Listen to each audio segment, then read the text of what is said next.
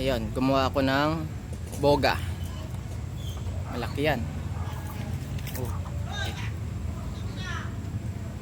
Ginawa ko. Ayan.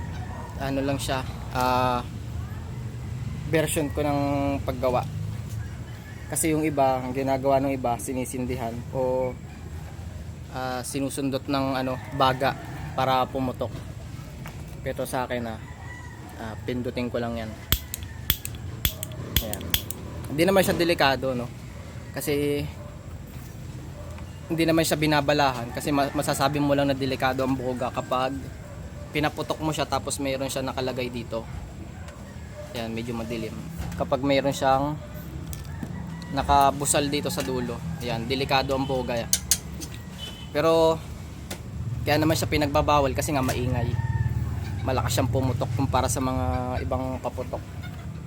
Ayan, oh. Medyo luwa na yung dito niya kasi kanina ko pa siya pinapaputok. So ipapakita ko lang sa inyo mga idol. Ayan, babalahan muna natin siya o sprayan ng alcohol. Yung alcohol niya mga idol ay denature, hindi siya pangkaraniwang alcohol. So yung ibang ginagamit ay thinner, sa akin denature alcohol.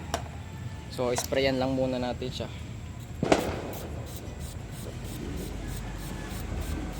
Mga 10 beses natin siyang sprayan. Ayan. Ayan. Tutok lang natin sa malayo.